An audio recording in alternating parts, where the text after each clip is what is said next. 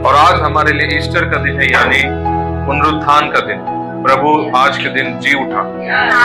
जब प्रभु जी उठा उस दिन कोई डेट नहीं था, कैलेंडर नहीं था। तो आज के दिन जी उठा यदि हम बोलते हैं, इसका मतलब ये नहीं कि आज का हम तारीख को बोलते हैं। आप समझ रहे हैं मेरी बात को? आज की तारीख को हम नहीं बोल रहे।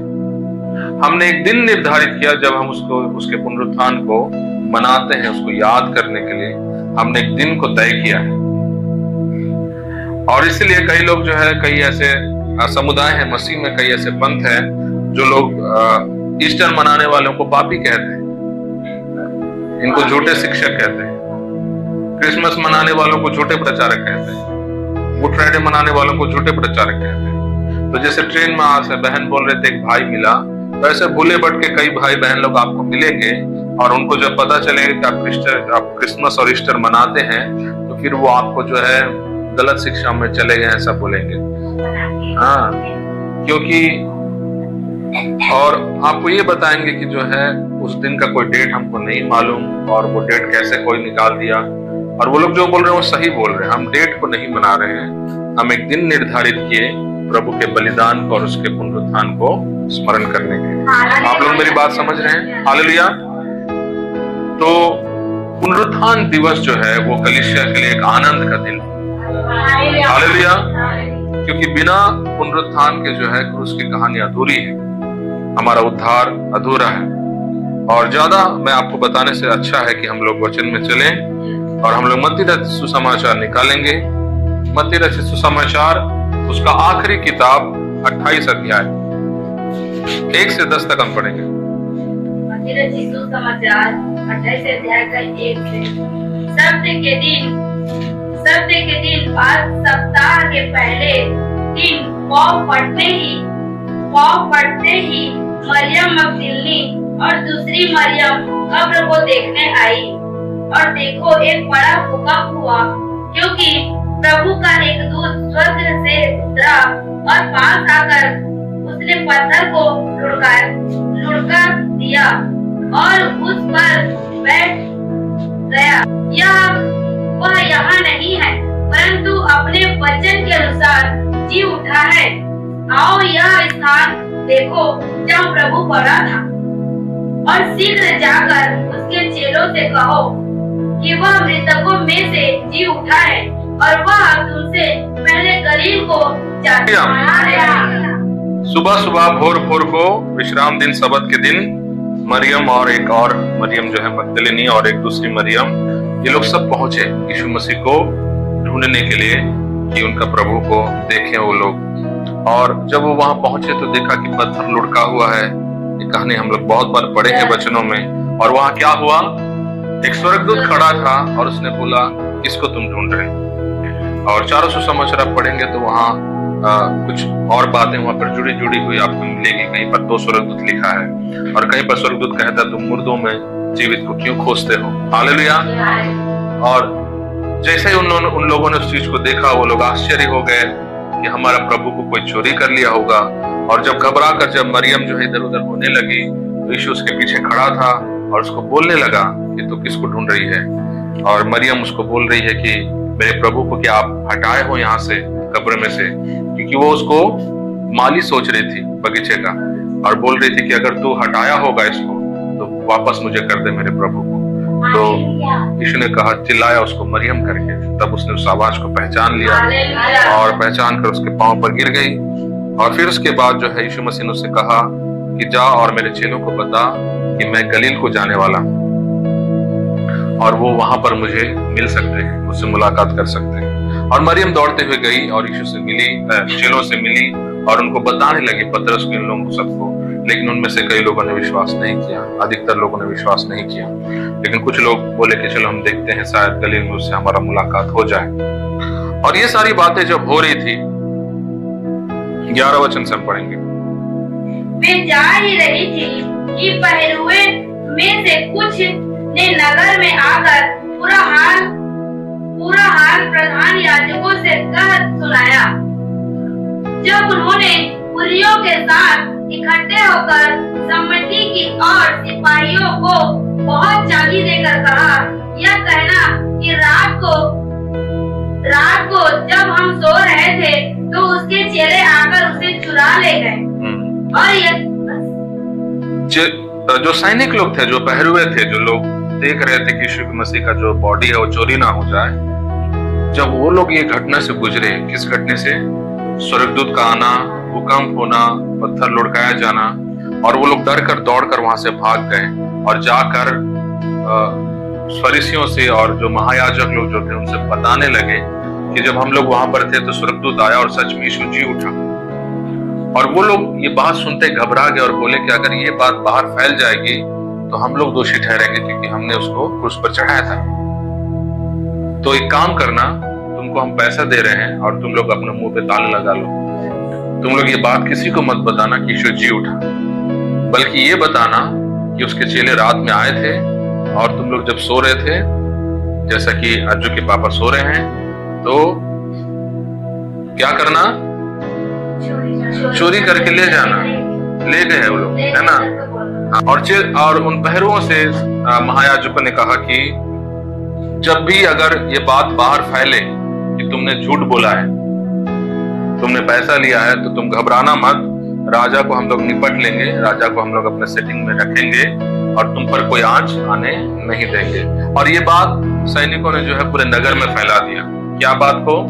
यीशु मसीह जी नहीं उठा, बल्कि रात को चेलों ने आकर उसके बॉडी को चोरी कर लिया। और यही झूठ जो है इजराइल में फैल गया। इसलिए अभी भी इजराइल में लोग यीशु मसीह को नहीं विश्वास करते हैं। भारत में आप यीशु का प्रचार कर सकते हैं, थोड़ा बहुत सहूलियत है, लेकिन आप मध्य पूर्व में जाएं, इजराइल में जाएं और वहां पर यीशु का प्रचार करें तो आपको वहां पिटाई हो जाएगी। इजराइल में यीशु का प्रचार आप नहीं कर सकते। लोग नफरत करते हैं यीशु से। उनका कहना है कि वो बहरूपिया था, और उस व्यक्ति का प्रचार करना मतलब वहां पर उसको दंड मिलेगा। लेकिन फिर भी लोग इजराइल में जो है सुसमाचार को बांट रहे हैं यीशु का, क्योंकि यीशु मसीह ने कहा जब तक इजराइल के आखिरी घर तक, जब तक कोने कोने तक जो है ये सुसमाचार ना पहुंच जाए, हर कोई जब तक सुसमाचार ना सुने, तुम आखिरी शहर तक पहुंचे भी नहीं होगे और मनुष्य का पुत्र का आगमन होगा करके लिखा है। तो इसलिए कई प्रभु के सेवक लोग जो हैं उन्होंने अपना ये दर्शन बनाया है कि इजराइल के हर एक कोने कोने तक उस सुसमाचार को पहुंचाया जाए, क्योंकि इजराइल मुख्य कारण है प्रभु के आगमन का, और इजराइल का हर व्यक्ति सुसमाचार सुनना बहुत जरूरी है। हालेलुया। यूहन्ना की किताब 11 अध्याय 25-26।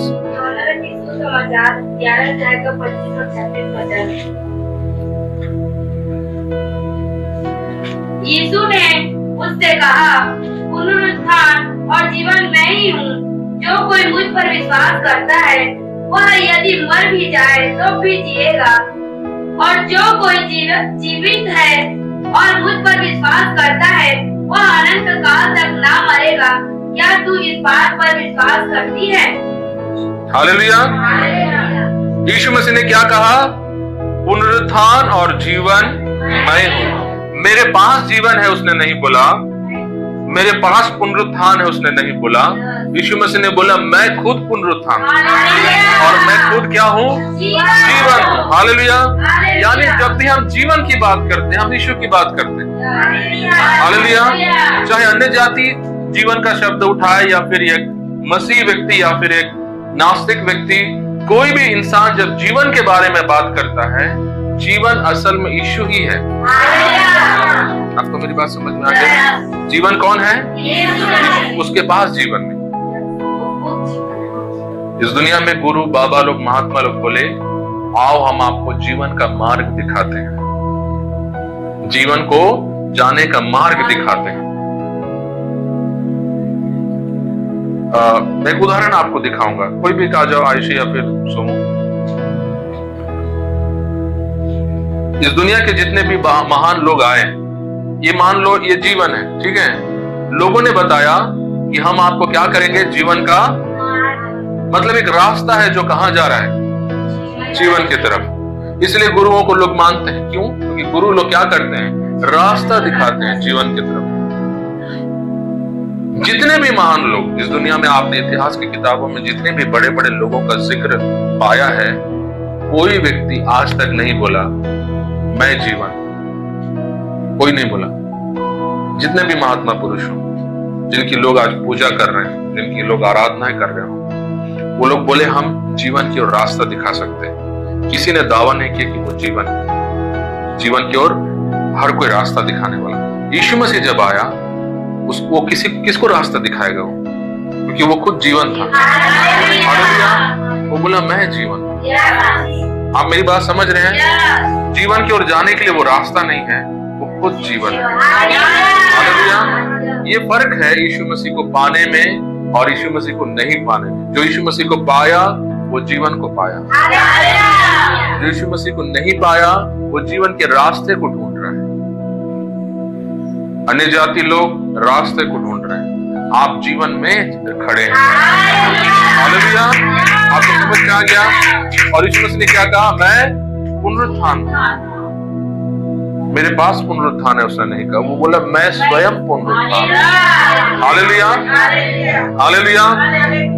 यानी यीशु को पाने वाला व्यक्ति पुनरुत्थान के लिए सोचना नहीं पड़ता है, क्योंकि उसको पाने का मतलब ही है कि पुनरुत्थान को पाना। उसको पाने का मतलब है कि जीवन को पाना। उसको पाने का मतलब है कि चंगाई को पाना। उसको पाने का मतलब है कि शांति को पाना। हालेलुया। आज जो भी चीजों को बोलते हैं, जो भी चीजों को आप ढूंढ रहे हैं, वो सारी चीजें वो खुद है। यीशु ही वो सारी चीजें हैं जिसको आप ढूंढ रहे हैं। हालेलुया। जा बेटा बैठ। आपको मेरी बात समझ में आई? जो भी चीज ये दुनिया खोज रहा हो या फिर मसीह लोग खोज रहे हैं, वो सारी चीजें वो यीशु मसीह खुद है। तो जब आप किसी को चंगाई के बारे में प्रचार करना हो, यीशु के बारे में प्रचार करो। जब आप किसी को जीवन के बारे में प्रचार करना हो, यीशु के बारे में प्रचार करो, क्योंकि वो खुद जीवन है। उसके बारे में प्रचार जीवन का प्रचार है। उसके बारे में प्रचार चंगाई का प्रचार है। हालेलुया। यीशु को दो तो आप जीवन दे रहे हो लोगों को। आप यीशु को दे रहे हो तो लोगों को आप छुटकारा दे रहे हो। यीशु से अलग जब आप छुटकारा देने का प्रयास करते हैं, आप सुसमाचार से भटक जाते हैं। आपको मेरी बात समझ में आ गई? ये बात कलीसिया को बहुत अच्छे से समझना होगा कि यीशु ही छुटकारा है, यीशु ही उद्धार है, यीशु ही शांति, चंगाई, जीवन, पुनरुत्थान। हालेलुया। तो आप कभी अलग से पुनरुत्थान या जीवन या छुटकारे के बारे में प्रचार मत करो। आप जब भी यीशु का प्रचार करते हो, आप चंगाई का ही प्रचार करते हो, आप छुटकारे का ही प्रचार करते हो, आप शांति का ही प्रचार करते हो। हालेलुया। इसलिए यीशु को गले लगाना, जीवन को गले लगाना, यीशु के साथ चलना, चंगाई के साथ चलना, यीशु के साथ उठना बैठना, छुटकारे के साथ उठना बैठना। आपको मेरी बात समझ में आ गई? इसलिए कलीसिया में वो लोग जो यीशु के साथ चलना फिरना नहीं करते हैं, वो लोग चंगाई, छुटकारों से, आशीषों से दूर रहते हैं, क्योंकि वो व्यक्ति ही सब कुछ है। हालेलुया। हम उसको ध्यान उससे हटा करके हम चंगाई को खोज रहे हैं। चंगाई मुझे कहां से मिलेगी? वो तो चंगाई है, आप किसको खोज रहे हैं? हालेलुया। आप खोज रहे हैं मेरे घर में कहां से शांति आएगा? शांति तो वो खुद है, उसको लाओ, शांति आएगा। हालेलुया। उसकी हुजूरी अपने जीवन में बनाए रखो, आपके हृदय में हमेशा शांति रहेगा। अपने परिवार को हमेशा यीशु के साथ चलना सिखाओ, आपके घर में हमेशा खुदा की महिमा भरी रहेगी। हर चीज जो आप ढूंढ रहे हैं वो यीशु खुद है। हालेलुया। हालेलुया। अगर यीशु मसीह इस दुनिया में आता और वो मरकर दफन हो जाता, तो हमारा उद्धार का काम पूरा कभी नहीं होगा। कुरिन्थियों की किताब हम लोग निकालेंगे, पहला कुरिन्थियों की किताब 15 अध्याय 14 वचन पढ़ेंगे। पहला कुरिन्थियों का 15 अध्याय का 15 वचन 14 वचन। और यदि मसीह नहीं जी उठा तो हमारा प्रचार करना भी व्यर्थ है और तुम्हारा विश्वास भी व्यर्थ है। यदि मसीह जी नहीं उठा तो हमारा प्रचार करना क्या है? व्यर्थ है और तुम्हारा विश्वास व्यर्थ है। ऐसा बात क्यों कहा पौलुस ने? 17 वचन को भी पढ़िए। और यदि मसीह नहीं जी उठा तो तुम्हारा विश्वास व्यर्थ है और तुम अब तक अपने पापों में फंसे हो। यदि मसीह जी नहीं उठा तो हमारा विश्वास व्यर्थ है, हमारा प्रचार व्यर्थ है और तुम्हारा पापों में तुम अभी तक फंसे हुए हो, तुम्हारा पाप क्षमा भी नहीं हुआ। आप समझ रहे हैं मैं क्या बताना चाह रहा हूं? पुनरुत्थान जो है उसके बिना क्रूस जो है वो व्यर्थ हो जाता है। सोच कर देखिए, यीशु मसीह आया, हमारे पापों के लिए बलिदान हुआ, कब्र में गया, उसके बाद वहीं पर उसका लाश रह गया। एक मम्मी बनाकर, मम्मी आप समझ रहे हैं, आपका घर का मम्मी नहीं बोल रहा हूं, मिस्र में जो ताबूत में रखते हैं लाश को, उसको मम्मी बोलते हैं। आगे समझ में कुमारी सिस्टर, मम्मी वाला घर वाला मम्मी सोचा रहे, मैं जान गया। हालेलुया, मैं प्रॉफिट हूं, तर मन के बात लगा। हालेलुया। तो मम्मी घर वाला मम्मी नहीं, वो लाश जिसको बोलते हैं वो वाला मम्मी। तो यीशु मसीह का लाश जो है अभी तक बंद रहता कोई बक्से में कहीं पर, और हो सकता है उसकी हड्डियां कुछ ऐसे हो चुकी होती, उसका सब चमड़ी सूख गया होता, और हम लोग सारे लोग जो है दुनिया से उसको देखने जाते, और जाकर वहां पर हो सकता कई लोग कैंडल भी जलाते, कई लोग चादर चढ़ाते, कई लोग फूल माला पहनाते उस लाश को, और दूर से हम लोग देखते कि वो कैसा दिखता था और उसके बारे में चर्चा करते, और वहां से उसके लाश के ऊपर से कुछ फूल उठा ले आते। ऐसा सब चीजें आज दुनिया में होती रहती अगर यीशु मसीह मरकर कब्र में रहता। अगर यीशु मसीह मृत्यु में रहता, मौत के चंगुल में, तो हमारा उद्धार भी मौत के चंगुल में रहता। अगर यीशु मसीह मृत्यु कब्र के चंगुल में अगर फंसा हुआ रहता, तो हमारा छुटकारा भी कब्र के चंगुल में फंसा हुआ रहता। बिना पुनरुत्थान के हमारा उद्धार का काम पूरा नहीं हो सकता, इसलिए यीशु मसीह को जी उठना पड़ा। हालेलुया, उसको जी उठना पड़ा हमको छुटकारा दिलाने के लिए। हालेलुया, वो मृत्यु को उसको हराना पड़ा हमको मृत्यु पर विजय दिलाने के लिए। कब्र को उसको हराना पड़ा हमको कब्र पर जीत दिलाने के लिए। हालेलुया। पौलुस कहता है यदि मसीह जिलाया नहीं गया तो फिर हमारा प्रचार करना क्या हो गया, और तुम्हारा पाप में तुम क्या हो गए हो। 20 वचन को पढ़िए, 15 का। परंतु सब कुछ मसीह मुर्दों में से जी उठा है, और जो सो गए हैं उनमें वह पहला फल हुआ। हालेलुया। जो लोग सो गए हैं, यानी जो प्रभु में जो लोग मर चुके हैं, उन मरे हुओं में से वो पहला फल हुआ, यानी वो पहला उदाहरण बना। यीशु मसीह क्या बना? उदाहरण बना। मरे हुओं का यीशु मसीह उदाहरण बना। आपने पड़ोसी को बोलिए मरे हुओं का यीशु मसीह उदाहरण बना। वो जीवितों का ही उदाहरण नहीं, वो मरे हुओं का भी उदाहरण है। आप समझ रहे हैं मैं क्या बोल रहा हूँ? यीशु मसीह जीवितों का ही नहीं, वो मृतकों का भी उदाहरण है। सिर्फ जिंदा लोग ही उसको देखकर नहीं सीखते, मुर्दे लोग भी उसको देखकर सीखना है। आपको समझ में आ रहा है कि नहीं आ रहा है? मुर्दे लोग क्या सीखेंगे? जीवित लोग उससे क्या सीखते हैं? शुक्रवार को आप लोग क्या सीखे? एक लाइन में बताइए मेरे को, यीशु से आपने क्या सीखा?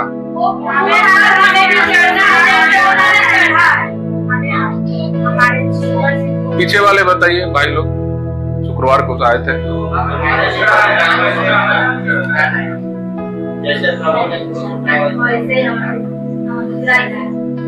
क्रूस को आप देख करके आप सीखते हैं कि वो हमारा नमूना है। शुक्रवार को हमने ये सीखा, ये जीवितों के लिए वो उदाहरण है। मरे हुए उससे क्या सीखेंगे? मरे हुए उससे सीखते हैं कि ये जगह हमारे लिए टेम्परेरी है। वो आया और निकल गया, हम भी आएंगे और निकल जाएंगे। आपको समझ में नहीं आया अभी तक? हालेलुया। परमेश्वर का वचन कहता है वो जितने लोग प्रभु से पहले जो लोग मर चुके हैं, जो लोग सो गए हैं कब्रों में, उन सब में वो पहला फल हुआ, यानी वो उनके लिए एक उदाहरण बना, एक पहला उदाहरण, एक पहला नमूना बना। वो जब अंदर गया कब्र में, मृत्यु के अंदर, और बाहर निकल आया तीसरे दिन, वो सबको बताया अब सबका नंबर अब सब शुरू हो जाएगा, अब सबका पारी शुरू हो जाएगा। Hallelujah, hallelujah. तो यीशु से मृतक लोग जो है, जो मरे हुए हैं, उनको भी ये बात सीखना चाहिए कि हम वहां पल भर के लिए जा रहे हैं, हमेशा के लिए नहीं जा रहे हैं। हालेलुया। कब्र हमारा हमेशा का जगह नहीं है, मृत्यु हमारा हमेशा का स्थान नहीं है। वह हमारा क्षण भर का स्थान है। हम यीशु की तरह जाएंगे, घूमकर वापस निकल आएंगे। हालेलुया। उसको वो काम करना पड़ा, मृत्यु से उसको निकलना पड़ा, कब्र को हराना पड़ा, मृत्यु को हराना पड़ा। मैं आपको बात और बेहतर रीति से समझने का प्रयास करा रहा हूं। वो बीमारों पर हाथ रखा और लोगों को चंगा किया। वो आपके लिए क्या बना? उदाहरण बना। अब उसके पीछे आने वाले भी लोगों को चंगा करना शुरू किया। अपनी बात समझ गए? वो दुष्ट आत्मा को आदेश देता था और वो निकलते थे। वो हमारे लिए उदाहरण बना और कलीसिया आज उस उदाहरण को पकड़े हुए चल रही है। हम दुष्ट आत्मा को आदेश देते हैं, वो निकलते हैं। हालेलुया।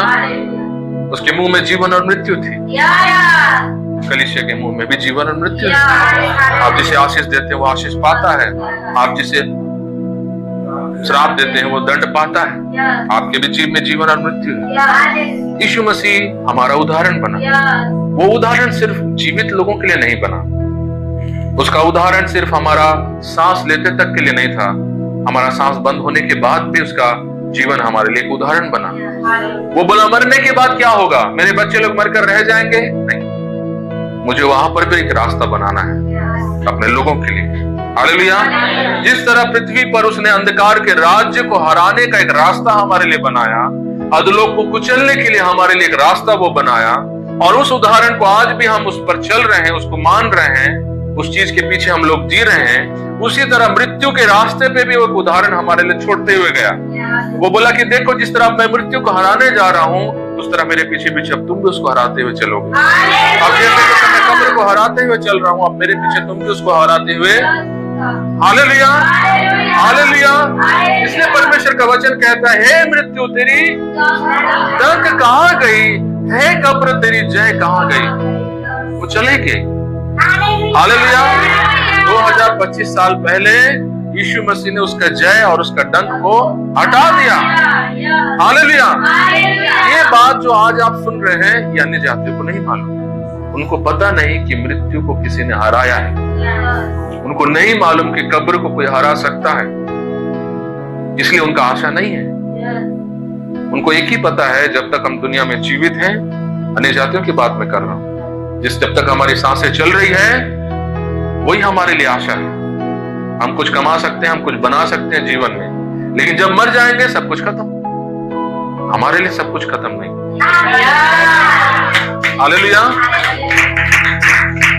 अन्य जातियों के लिए मृत्यु फुल स्टॉप है।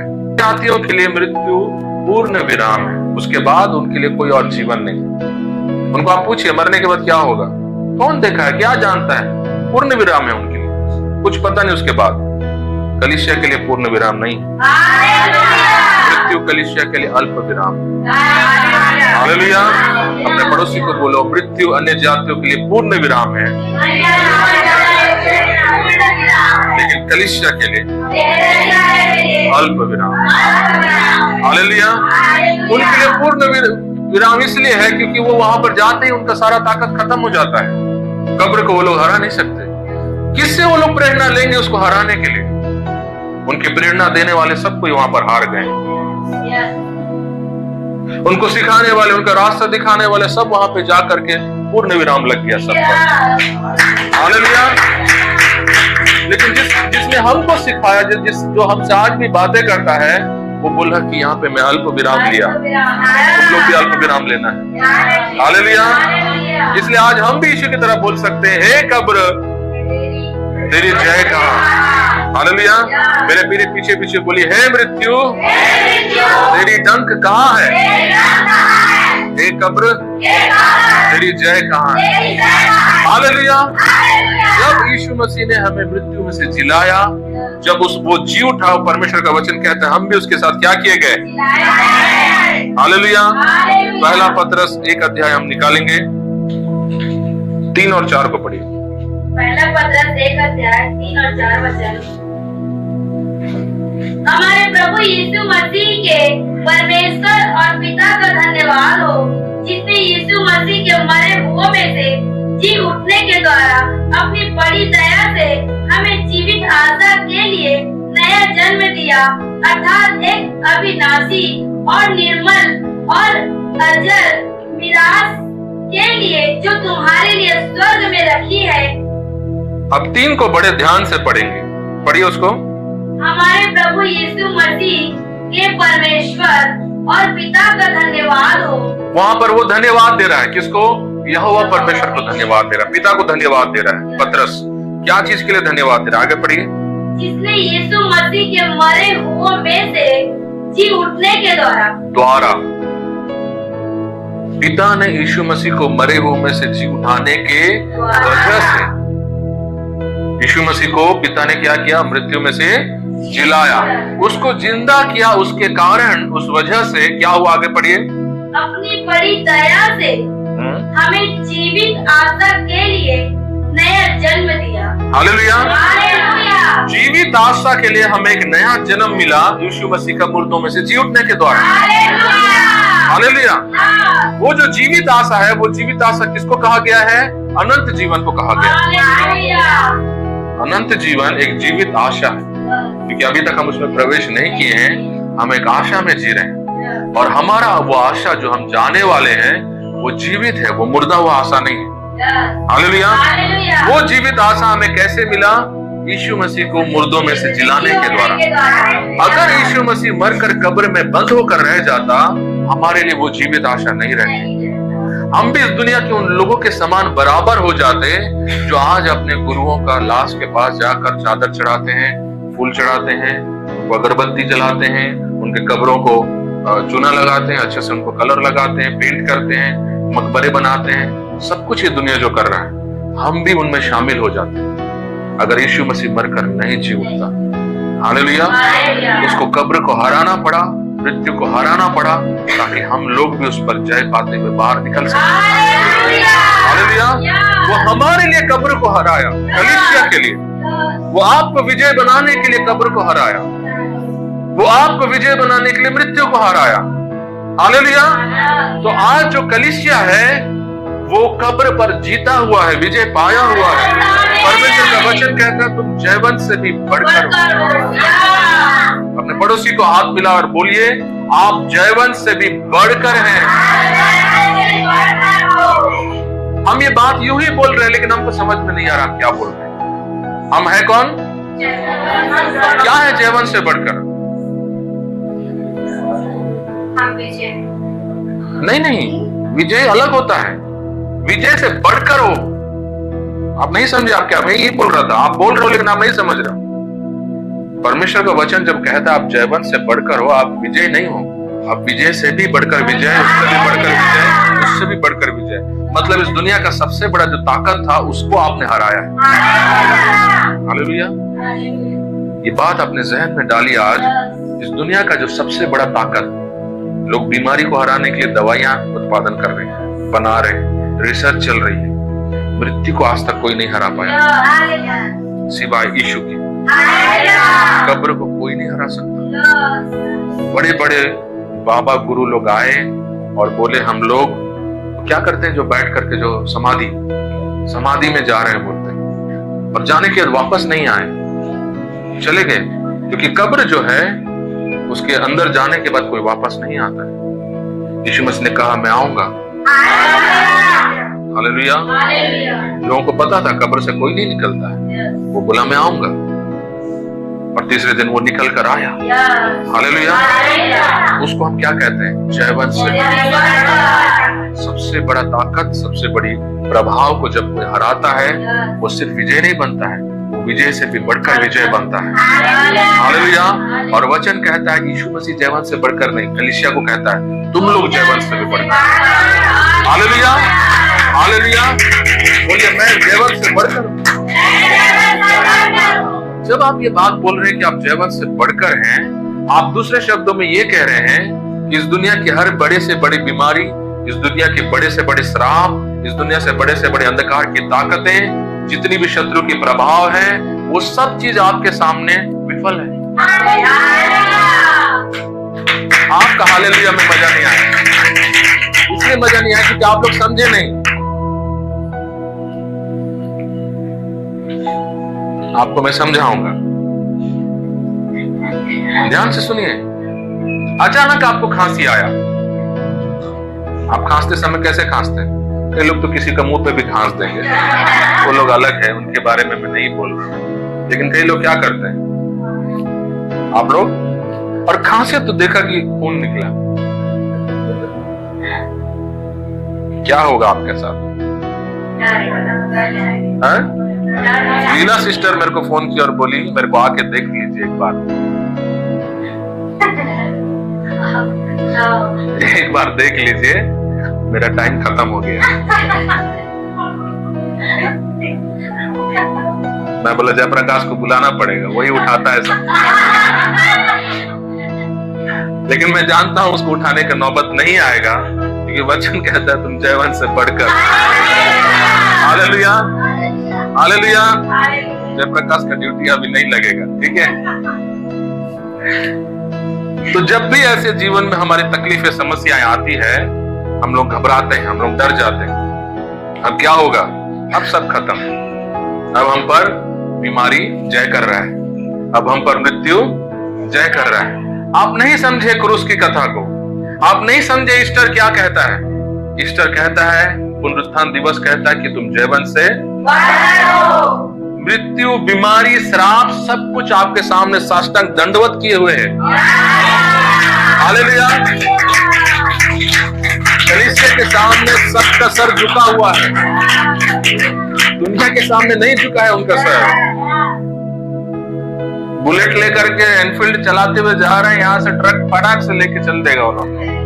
हाँ, मृत्यु उनके सामने झुका हुआ नहीं है, उन पर कूद रहा है मृत्यु। कलीसिया के सामने झुका हुआ है। तुम जयवंत से भी बढ़कर हो। हालेलुया। कलीसिया का आत्मिक नजरिया खुलना है, उसका आंख खुलना है। हम लोग हमेशा शारीरिक चीजों को देखकर जयवंत सोचते हैं। अन्य जातियों के पास गाड़ी, पैसा, बंगला, सब कुछ है, मैं कहाँ जयवंत हूँ, मेरे पास साइकिल है। जयवंत तो वो है। आत्मिक आंख अगर आपका खुल जाएगा ना, अदलों की सारी ताकतें आपके सामने डेली घुटनों पर बैठी रहती है। हालेलुया। उनके घर में लोग तांडव मचाते रहते हैं, लेकिन आपके सामने झुके हुए रहते हैं। तब आपको एहसास होगा कि मैं कितना भाग्यशाली हूँ। हालेलुया। बीमारी आता है और निकल जाता है आपके पास से, समस्या आती है और निकल जाती है। तो आपका खून का उल्टी हो, खून का छींक आए, या आपका जीभ बाहर लटक जाए, आपका गला पिचक जाए, कुछ भी हो जाए, ये बात आप जानो, मृत्यु, श्राप, अंधकार आप पर प्रभुता नहीं कर सकता। वो इसलिए नहीं कर सकता क्योंकि आज के दिन यीशु मसीह जी उठा। हालेलुया। आप मेरी बात समझ गए? परमेश्वर का वचन कहता है, हमारे पिता का धन्यवाद हो जिसने यीशु मसीह को जिलाने के द्वारा हमें एक जीवित आशा दिलाया। हालेलुया। हमारा आशा मरा हुआ नहीं है। कलीसिया के ऊपर किसी अंधकार का ताकत का हुकूमत नहीं है। मृत्यु आपको नहीं दबोच सकता, विनाश आपको नहीं दबोच सकता। हालेलुया। वो लोग आपके सामने खड़े होंगे।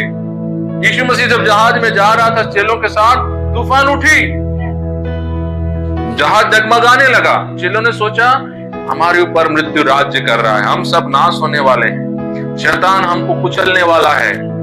यीशु मसीह बोला तुम जयवंत से बढ़कर। हालेलुया। और वो बोला शांत हो जा, और वो तूफान शांत। आप मेरी बात समझ गए? यीशु मसीह में जो लोग हैं वो लोग जयवंत से भी बढ़कर हैं। तूफान आपके सामने झुकना पड़ेगा, मृत्यु आपके सामने झुकना पड़ेगा। अपने परिस्थिति, अपनी बीमारियों को, अपने हालातों को बोलो तू मेरे सामने झुक। हालेलुया। जो भी आपका बीमारी है, जो भी आपका समस्या है, उसको आप बोलो तू मेरे सामने झुको। यीशु के नाम में बोलो मेरे सामने झुको। हालेलुया। और वो झुकेगा। आपका रिश्तेदारों के सामने वो नहीं झुकेगा, जो यीशु मसीह में है उनके सामने वो झुकेगा। इसीलिए उसको जी उठना पड़ा। अगर वो जी नहीं उठता, हमारा उद्धार कभी पूरा नहीं होता।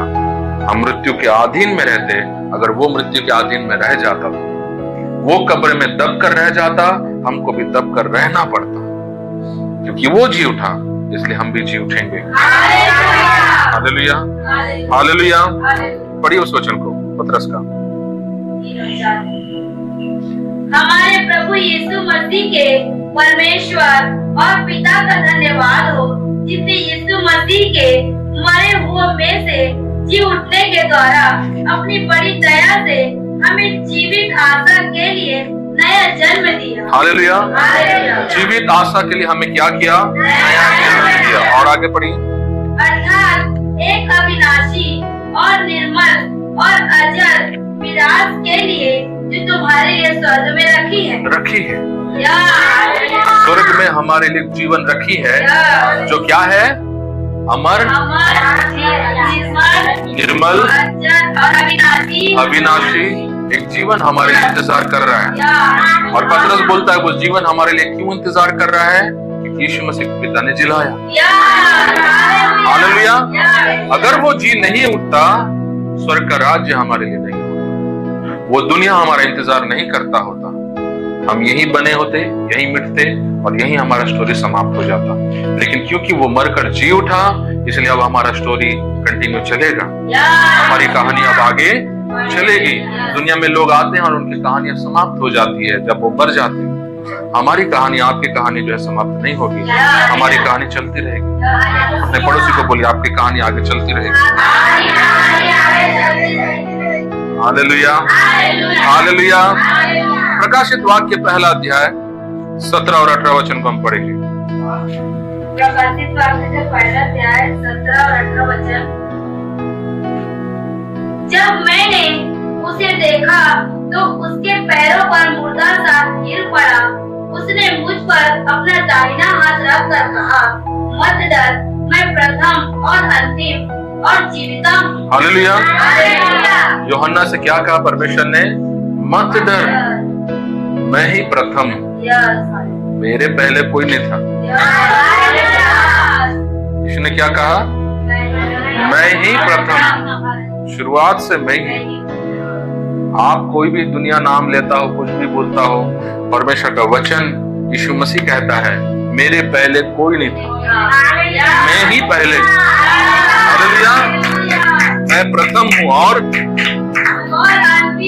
अंतिम मैं हूँ। हालेलुया। मेरे बाद कोई और रहेगा ऐसा नहीं, मैं ही आखिरी व्यक्ति। सब निपट जाएंगे, सब नाश हो जाएंगे, इंसान, पृथ्वी, ब्रह्मांड सब कुछ खत्म हो जाएगा, मैं रहूंगा हमेशा। आप समझ रहे हैं? आप किस परमेश्वर को मान रहे हैं? आपका यीशु मसीह कौन है? आप समझ रहे हैं? वो शुरुआत है, प्रथम है और वही आखिरी है। उसके बाद कोई नहीं रहेगा, वही सबसे आखिरी तक रहेगा। हालेलुया। तो जितने भी चीजें लोग आते हैं वो उसके बीच में ही आते हैं और जाते हैं। जो भी अपने आप को महान, बड़ा, ये वो बोलता है, उसके बीच में ही आते हैं और चले जाते हैं। उसके पहले नहीं आया कोई, उसके बाद में कोई नहीं आएगा, वो शुरू और वही आखिरी। और उसने क्या कहा? और जीविता हूँ, और मैं जीविता हूँ, मैं ही जीवित हूँ। आगे, मैं मर गया था और अब देख मैं युगानुयुग जीविता हूँ। हालेलुया। मैं हमेशा के लिए युगानुयुग में जीविता हूँ। मैं पहले मरा लेकिन अब हमेशा के लिए जीवित हूँ, और कलीसिया भी हमेशा के लिए जीवित रहेगी। आगे बढ़िए। और मृत्यु और अधोलोक की कुंजियां मेरे ही पास है। हालेलुया। ये वचन को अंडरलाइन करना चाहिए आपको। क्या लिखा है? पढ़िए उसको। और मृत्यु और अधोलोक की कुंजियां मेरे ही पास है। हालेलुया। कुंजी आप समझते हैं क्या है? चाबी। कुंजियां लिखा है ना, एक तो नहीं, बहुत सारे, जैसे इसमें बहुत सारे हैं। ठीक है। यीशु मसीह आकर यूहन्ना को बताने लगा पतमोस द्वीप पर, प्रकाशित वाक्य जब वो लिख रहा था, उसको बोला ये देख, मृत्यु, जीवन, उसको चाबी दिखाए। बोले पता है तेरे को क्या चाबी है?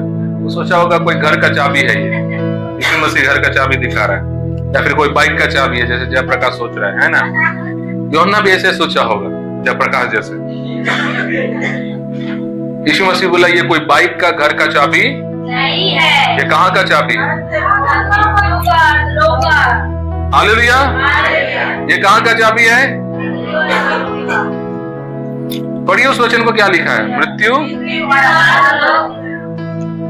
बस इतना ही लिखा है। और मृत्यु और अधोलोक की कुंजियां मेरे ही पास है।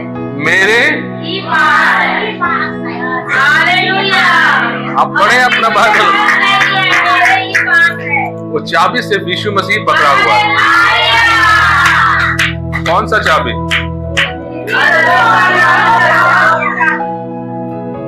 जब हम लोग वहां दिल्ली गए थे ना, वो हॉल में जहाँ रुके थे भाई लोग, उसका चाबी एक भाई पकड़ा हुआ था, है कि नहीं? तो बीच में लोग आके बोलते थे हम लोग रूम तरफ जाएंगे। कैसे जाएंगे? ताला लगा हुआ है। तो किसको फोन करना है? वो भाई को फोन करने से वो आके चाबी खोलेगा। अगर वो नहीं आएगा तो ये लोग बाहर ही भटकते रहेंगे, कोई रूम में नहीं जा सकता। चाबी वो ही पकड़ा हुआ है। आप समझ गए? मृत्यु का चाबी और क्या है? लेकिन ये चाबी होता क्या है? चाबी का मतलब होता है अधिकार। हालेलुया। आप समझ गए? वहां पर लिखिए आपके बाइबल में, चाबी का मतलब है। तो आप सोचते रहोगे यीशु मसीह कोई ऐसे चाबी पकड़ के घूम रहा है, ऐसे पकड़ के। अब ऐसे चाबी पकड़ के वो नहीं घूम रहा है। जब उसने बोला चाबियां, कुंजियां मेरे पास है, उसका मतलब है अधिकार मेरे पास है। हालेलुया। तो इसका दूसरा शब्दों में क्या हुआ? उसको बंद करना खोलना मेरे ही हाथ में है। किसको? मृत्यु को। उसके ऊपर ताकत मेरा ही है और किसी का नहीं। आप जिसको भी जो भी नाम लो, आपका मर्जी है, लेकिन वचन बताता है मेरे ही पास है। हालेलुया। पावर किसके ऊपर? मृत्यु के ऊपर, अधलोक के ऊपर।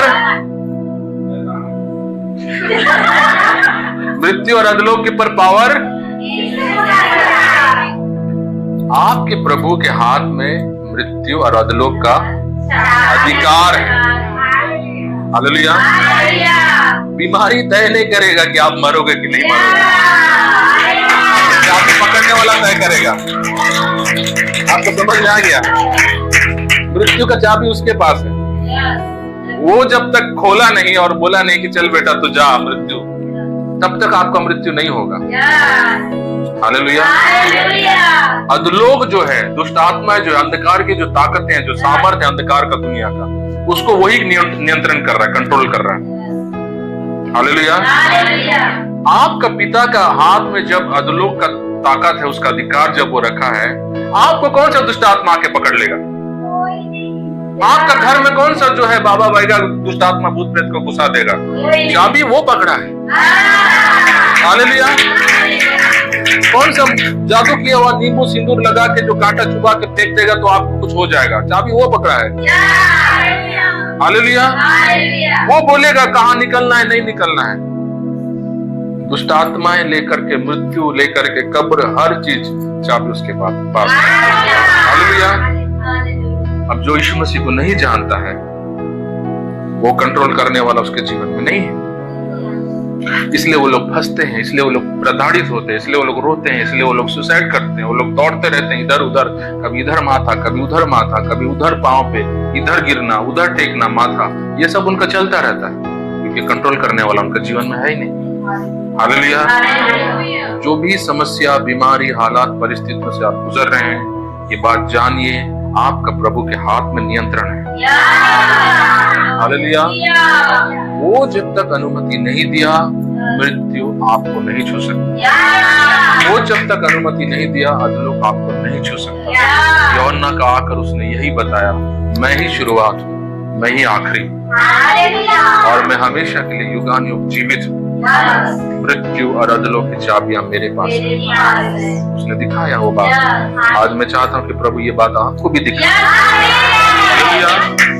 जब आप ये बात समझ जाते हैं, आप पास्टर जी को फोन करके नहीं बोलेंगे मेरे को आके एक बार देख लीजिए, सब लोग आकर एक बार मेरे से मिल लीजिए, आप कभी नहीं बोलेंगे। आपको पता है चाबी पकड़ा है मेरा प्रभु। हालेलुया। डॉक्टर बोल दिया 4था स्टेज कैंसर है तेरे को, चाबी यीशु के हाथ में, बीमारी के हाथ में नहीं। बीमारी तय नहीं करेगा आप जीवित रहोगे कि मरोगे, यीशु तय करेगा। हालेलुया।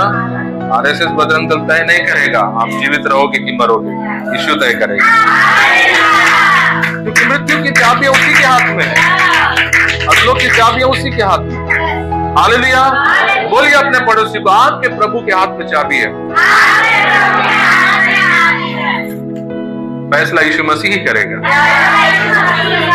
आपको ये बात समझ में आ गया? हालेलुया। और किसी नहीं आया समझ आ गया? जिसको ये बात समझ में आता है ना, वो आनंद से भर जाता है। जो आनंद से नहीं भरता, लगता है उसको समझ में नहीं आ रहा है। हालेलुया। प्रभु को पाकर हमने कितना बड़ा आशीष पाया। इसको हम जीवित आशा बोलते हैं। हमारे पास आशा है। हम चाहे जैसे भी हालात से गुजर रहे हो, जो भी परेशानियों से गुजर रहे हो, हमको पता है चाबी मेरे प्रभु के हाथ। हमको चिंता करने की जरूरत है। वो तय करेगा। बोलिए, मेरा प्रभु तय करेगा। ना शैतान तय करेगा, ना अंधकार के हाकिम तय करेंगे,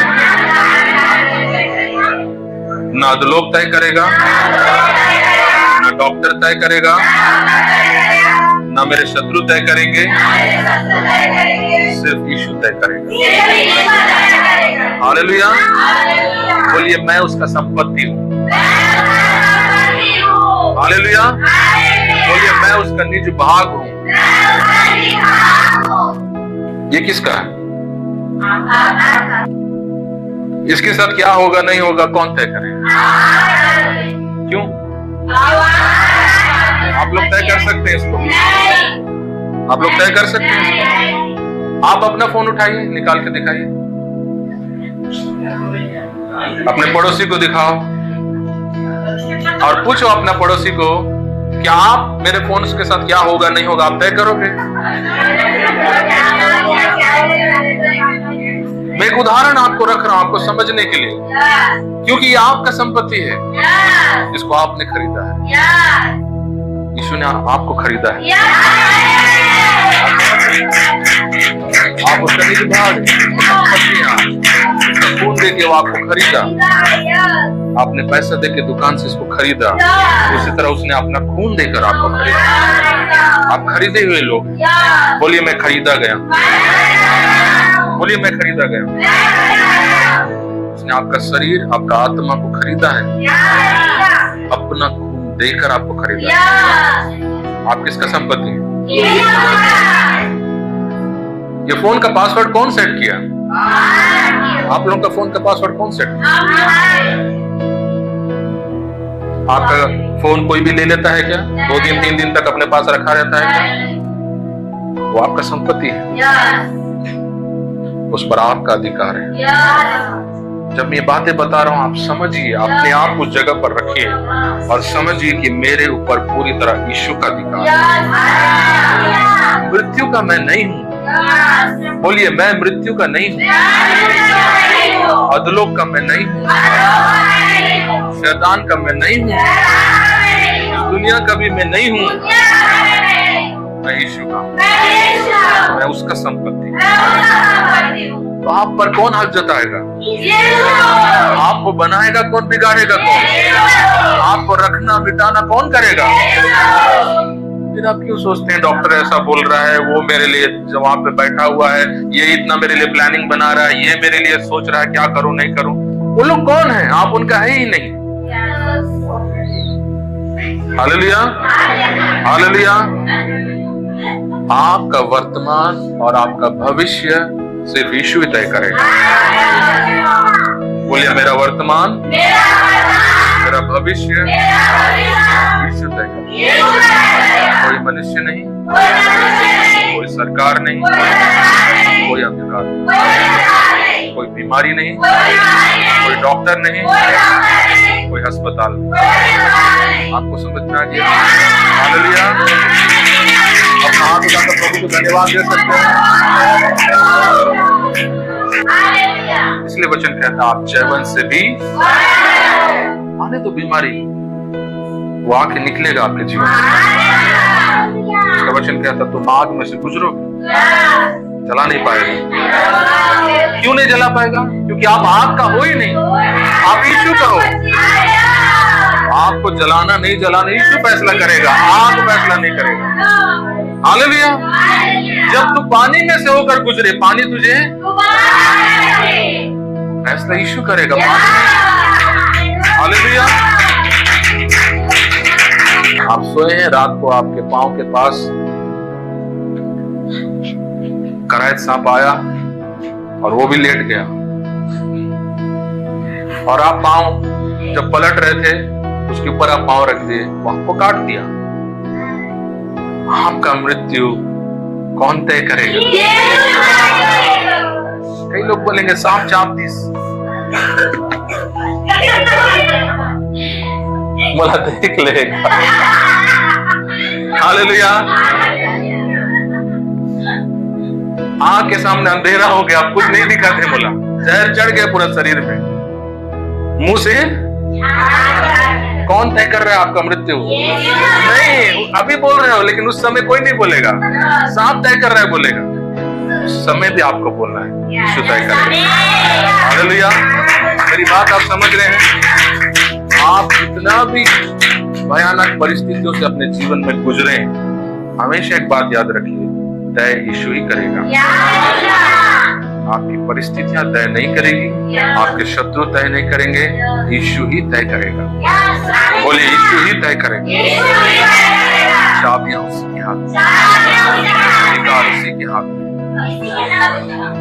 हालेलुया। पहला कुरिन्थियों की किताब 6 अध्याय,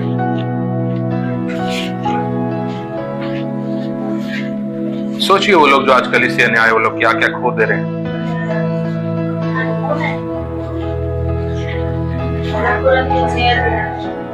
6 अध्याय का 14 वचन।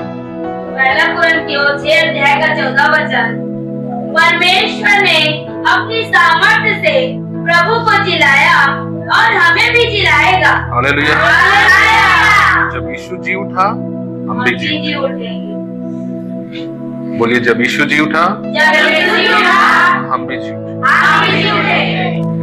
पहला थिस्सलुनीके की किताब 4 अध्याय हम निकालें, 16 वचन से हम पढ़ेंगे, 16 से आखिरी तक।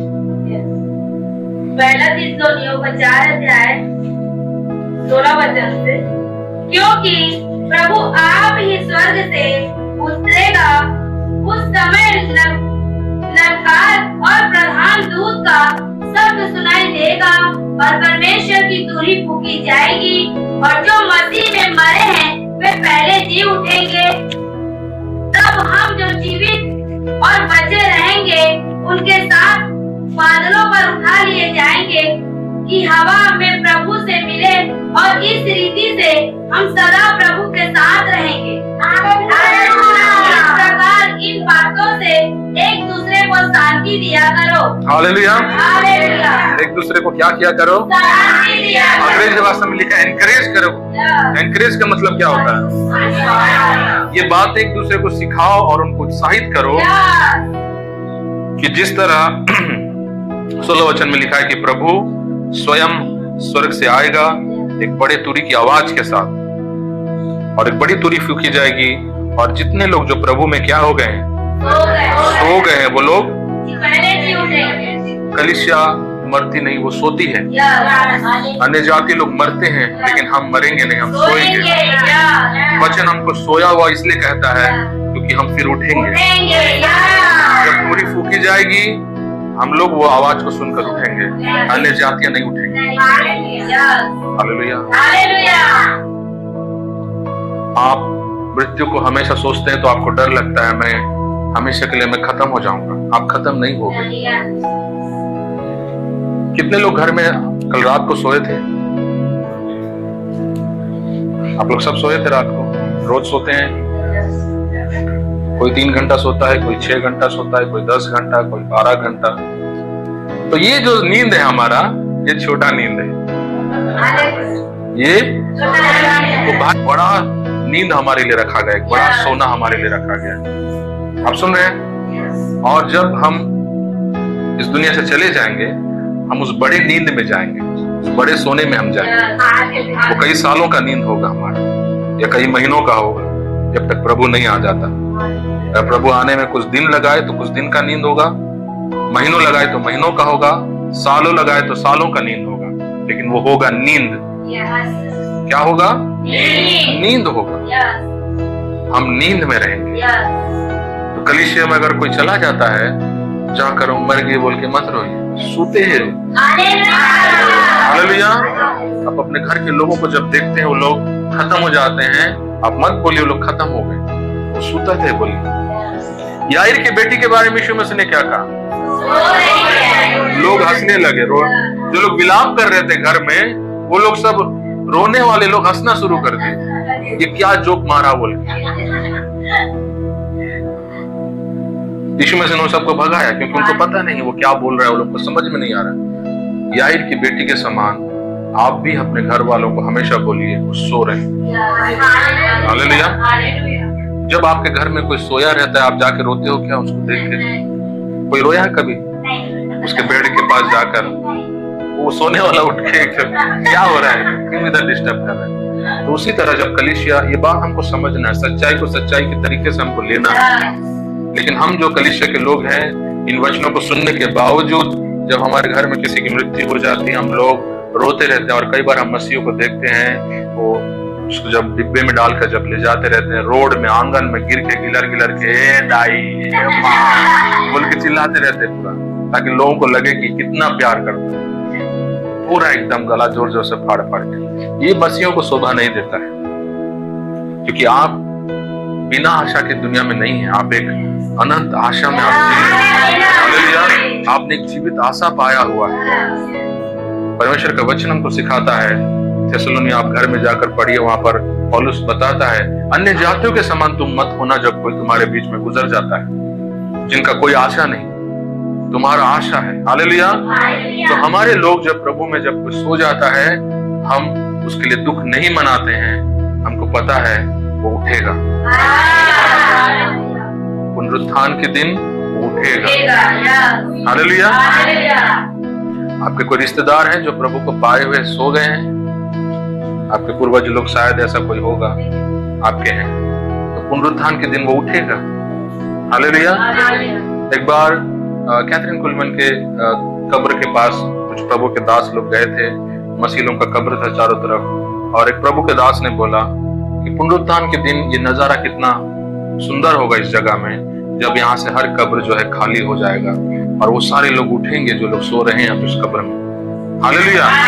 इसलिए हर कब्र के पास RIP लिखता है, रेस्ट इन पीस, यानी वो रेस्ट कर रहा है। हम लोग एक बड़े रेस्ट में जाएंगे। अपने पड़ोसी को बोलो आप एक बड़े रेस्ट में जाओगे, लंबे रेस्ट में आप जाओगे, आप मरोगे नहीं, आप खत्म नहीं होगे, आप सोओगे। हालेलुया। कोई आपको चाकू मार दिया, कोई आपको जहर दे दिया, आप क्या होगा?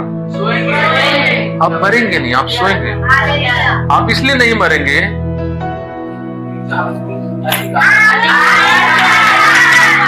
आप समझ गए? आपको समझ में आया? कब्र के अंदर जाके भी आप बोल सकते हैं मैं मरा नहीं। हालेलुया। कहे निर्बल मैं बलवान, एक गाना है, आपको गाना जानते हैं? कहे निर्धन मैं, क्योंकि उसने दे दिया अपने इकलौते बेटे को। आप निर्धनता में भी रहकर आप बोल सकते हैं मैं धनवान। कैसे आप बोल सकते हैं? ये वचन में बीते दिनों में आपको बताया था। कैसे आप बोल सकते हैं निर्धनता में रहकर मैं धनवान? नहीं, वचन को याद करो, कुछ भी मत बोलो। पिछले दिनों में जो वचन में बताया उसको याद करो। हाँ, अब आपको याद आएगा कुछ। आ गया आपको याद आया? इसमें आप कितना रख सकते हैं? बहुत सारा रख सकते हैं। उसका फ्रिज आ जाएगा, आपका फ्रिज, आपका पलंग आ जाएगा।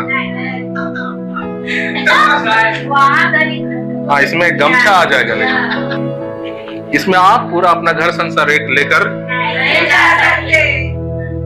आप लोग बाहर जाते हैं, है ना, आप खाली एक गमछा रख के इसमें चले जाते हैं, ब्रश जीबी एक गमछा रख के चले जाते हैं, और दुनिया सोचता है आपके पास कुछ भी नहीं। उनको आपका खाता थोड़ी वो देखे, आप एक ही कपड़ा में सालों साल बिता देते हैं। वो लोग सोचते हैं आप गरीब हैं, आप चटनी भात में खा रहे हैं, लोग सोचते हैं आप गरीब हैं। खाता चेक करो ना भाई। तो हम लोग क्या सोचते हैं, हमारा हाथ खाली है तो हम क्या हैं, गरीब हैं। हम गरीब नहीं हैं, हमारा पैसा वहां जमा है। हालेलुया। इसलिए गाना में कहता है, कहे निर्धन मैं, यानी आप चटनी में भात खाते हुए भी आप बोल सकते हैं कि मैं धनवान हूँ। आप साइकिल चलाते हुए भी आप बोल सकते हैं मैं धनवान हूँ। यहाँ का तिजोरी में आप मत देखो कितना पैसे रखे, वहां देखो, वहां पर आपका बहुत सारा है। हालेलुया। वहां पे जो आपका घर बना हुआ है, अगर इस पृथ्वी पर आपके लिए अगर एक घर बना दिया जाए, कोई भी गवर्नमेंट या आपका रिश्तेदार, वो घर ईंट पत्थर से नहीं, पूरा सोना से बना होगा। रिया सिस्टर, किससे बना होगा? पूरा सोना से। भूपेंद्र भाई आपके लिए घर बना दिए, पूरा सोना ही सोना है। रोड दरवाजा भी सोने का, वो जो करंट का बोर्ड है, सॉकेट्स, वो भी सोने का, हर चीज सोने का। बाथरूम में टाइल्स वाइल्स सब सोना, हर चीज सोना का। थाली भी जिसमें आप खा रहे हैं वो भी सोने का। आप कैसा महसूस करेंगे? अपने आप को गरीब महसूस करेंगे? लेकिन अगर भूपेंद्र भाई आपके लिए एक छोटा सा कुटिया बना दे, घास का, पैरा का, मिट्टी का घर में, और डेली चूल्हा फूक फूक के आप सब्जी खाना बना रहे हो, आप कैसे महसूस करेंगे? धनवान महसूस करेंगे? क्योंकि आप देखने के द्वारा आप चल रहे हैं। आप आत्मिक व्यक्ति नहीं है, आप विश्वासी नहीं है। अब्राहम की तरह अनदेखी चीजों को देखना वाला बनना है। हालेलुया। उसने उस घर को देखा, कहता है उस शहर को देख करके ये घर छोड़ दिया उसने करके, और वो यात्री बन गया। हालेलुया। तो आप उस घर को देख करके ही आप अपने आप को धनवान बोलते हैं। हालेलुया। तो उसी तरह जब आप कब्र में चले जाएंगे, लोग आपके ऊपर एक सुंदर मिट्टी ला करके ढांक देंगे, सेंट फूल सब जब छिड़क देंगे, आप अंदर से बोलना है मैं मरा नहीं हूं। मृत्यु के गोद में बैठकर बोल रहे हैं मरा नहीं, हाँ मैं मरा नहीं, क्योंकि मैं जीवित आशा में जी रहा हूँ, मैं निकलूंगा। हालेलुया। जिस तरह आप गरीबी में रहकर अपने आप को धनवान बोलते हैं, जिस तरह आप कमजोरी में रहकर अपने आप को बलवान बोलते हैं, उसी तरह आप मरकर भी अपने आप को जीवित कह सकते हैं। हालेलुया। बोलिए मैं धनवान हूँ, मैं बलवान हूँ, मैं जीवित हूँ। हालेलुया। और ये क्यों हुआ? वो मृत्यु से जी उठा। ये सारी चीजें हमारे साथ हुई। पौलुस कहते हैं थिस्सलुनीयों को, इन बातों को सिखाकर एक दूसरे को क्या करो? उत्साहित करो। अब एक अलग बात मैं आपको दिखाने जा रहा हूं। रोमियो की पुस्तक 10 अध्याय। अभी तक आप लोग जो भी वचन सुन रहे थे उसको सुनकर बहुत खुश हो गए, आनंदित हो गए। क्या किस लिए आनंदित हो गए आप लोग? यीशु मसीह के पास चाबी है और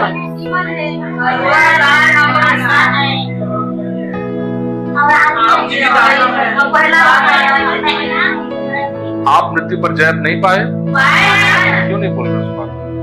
बोले हंसते हैं बढ़कर। तो हम एक जीवित आशा में जी रहे हैं, हम उस नए शहर में हम जाने वाले हैं। अधोलोक का, मृत्यु का हम पर अधिकार अब नहीं रहा। हालेलुया। ये सारी चीजें हमारे लिए खुशी की बात है। अभी तक आप सुनते हुए बहुत खुशी होते हुए आए, लेकिन आपको पता है ये फायदा, ये आशीषें जो है कलीसिया में हर व्यक्ति के लिए नहीं है।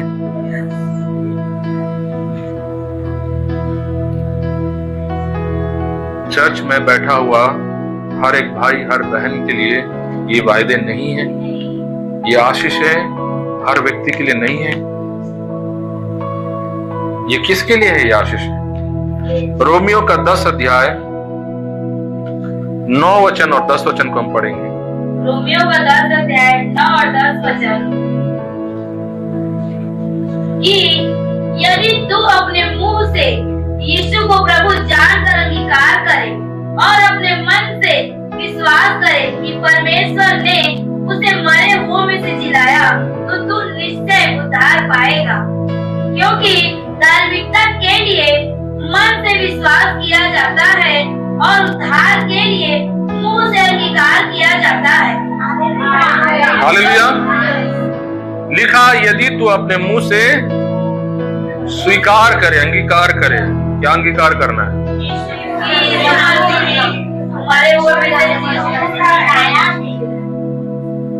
दो चीजें लिखी गई है, एक अपने हृदय में विश्वास करना और एक अपने मुंह से स्वीकार करना। कितनी बातें लिखी गई है? एक अपने हृदय में क्या विश्वास करना?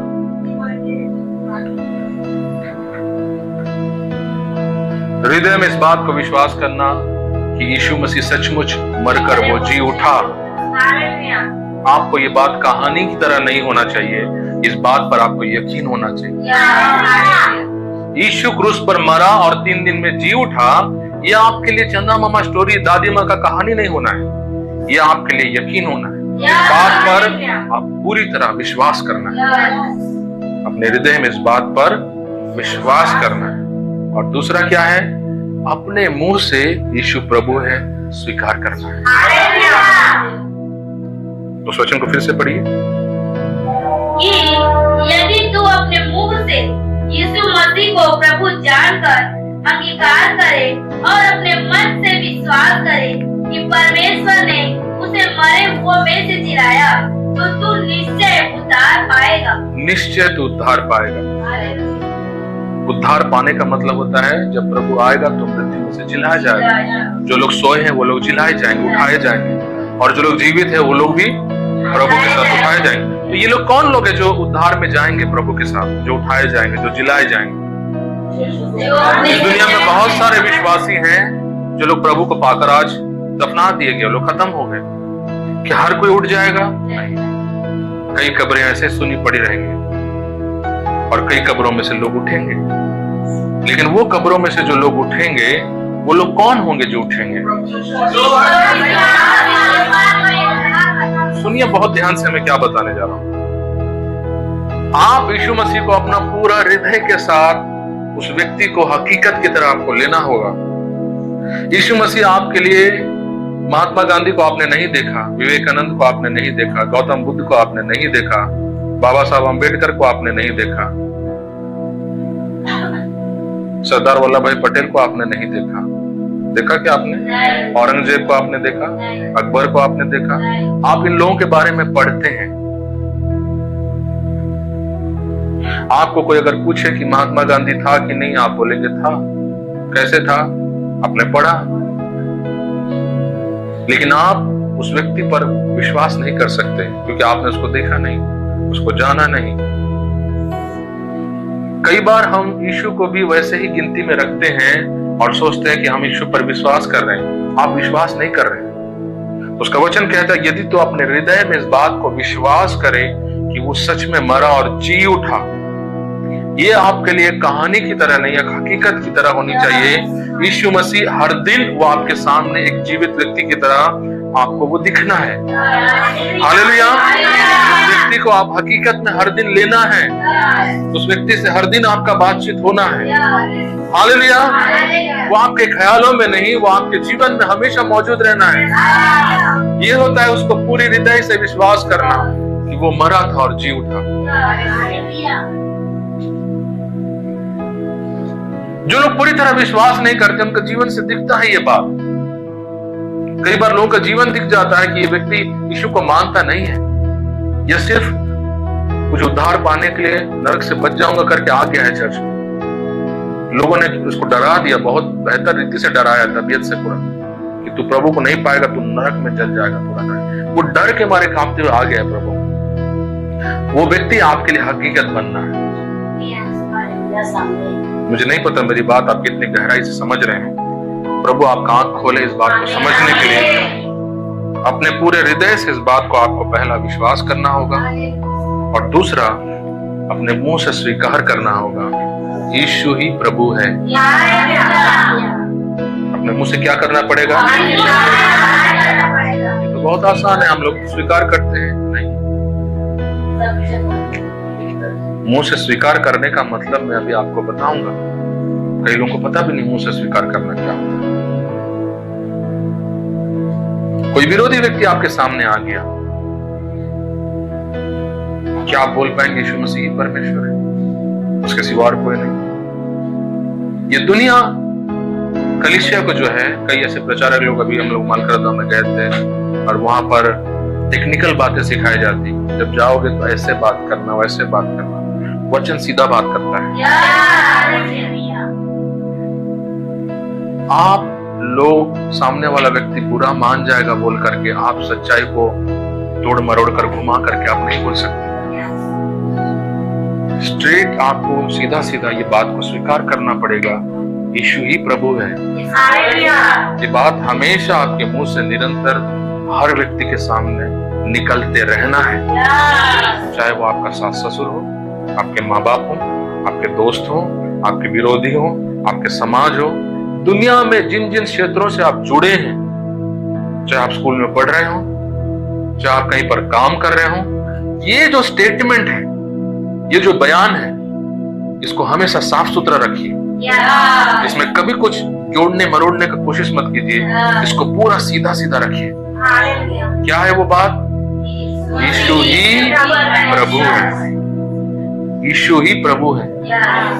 ये बात आपको हमेशा, पता नहीं साल में कितने बार, महीने में कितने बार आपसे ऐसे लोगों का मुलाकात होगा, ऐसे परिस्थितियों में आप आएंगे जहां पर ये बात आपको साफ साफ बोलना पड़ेगा ही। सामने वाला व्यक्ति सुन के मेरा बात गुस्सा हो जाएगा। कई बार लोग ऐसे सोचते हैं, मैं बोल दूंगा ना यीशु मसीह परमेश्वर है, उसको ना ठेस लग जाएगा, क्योंकि वो यीशु मसीह के अलावा और भी बहुत चीजों को मानता है। मैं बोलूंगा यही परमेश्वर है, बोलूंगा तो उसको दुख लग जाएगा। इसलिए मैं थोड़ा उसको बना के बोलता हूँ, सजा के बोलता हूँ। नहीं, वचन बोलता है यदि तो अपने मुंह से स्वीकार करे, वो ही प्रभु है। हालेलुया। कई लोग कई बार भगवान, ऊपर वाला, ईश्वर, ये शब्दों को इस्तेमाल करते हैं। ये भी बताता है कि आप स्वीकार नहीं कर रहे यीशु को प्रभु है करके। आप जिससे बात कर रहे हैं वो व्यक्ति एक कट्टर व्यक्ति है, यीशु से नफरत करने वाला व्यक्ति। आप जब एक मसीह से बात करते हैं, आप तुरंत यीशु यीशु यीशु बोलते रहेंगे। आप प्रभु यीशु की दया से मैं आज बने हूँ, ठीक लागत है। लेकिन जब एक अन्य जाति, कट्टर व्यक्ति जो प्रभु से बहुत नफरत करता है, जब आप उसके सामने जाते हैं, यीशु का नाम आपके मुंह से नहीं निकलता है, आप भगवान बोलते हैं, आप ऊपर वाला बोलते हैं। ये बता रहा है कि आपका स्टेटमेंट गलत है, आप यीशु को प्रभु नहीं मान रहे। हर परिस्थिति में यीशु का नाम निकलना है। आप जिसको प्रभु बोल रहे हैं वो ऊपर वाला नहीं है, उसका नाम यीशु है। आप जिसको परमेश्वर बोल रहे हैं उसका नाम ईश्वर नहीं है, उसका नाम यीशु है।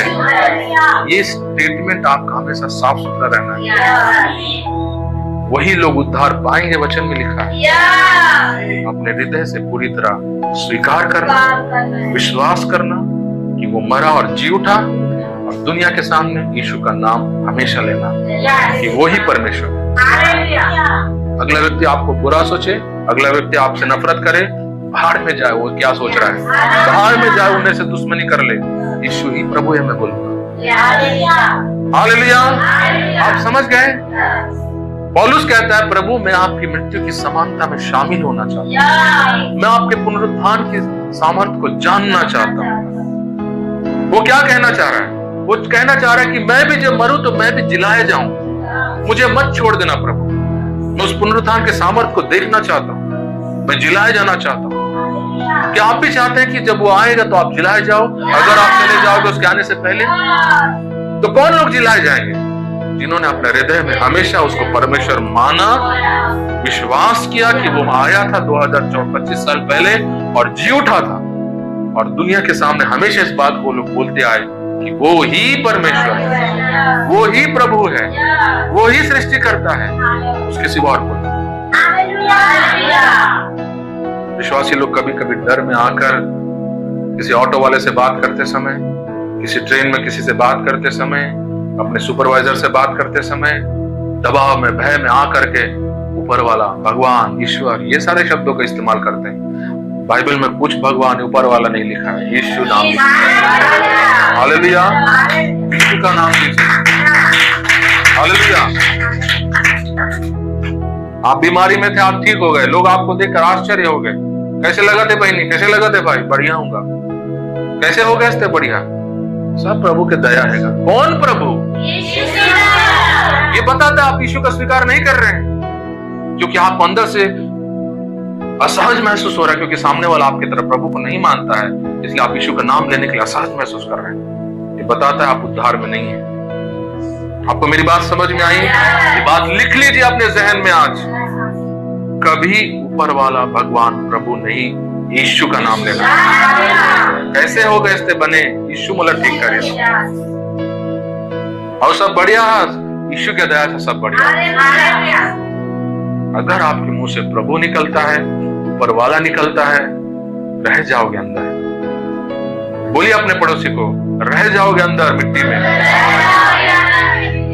तो वचन कहता है यदि तू अपने मुंह से स्वीकार करे, यदि तू अपने हृदय में विश्वास करे, तो ही तू उद्धार पाएगा। अपने पड़ोसी को बोलो, यदि आप स्वीकार करोगे तो ही आप उद्धार पाओगे।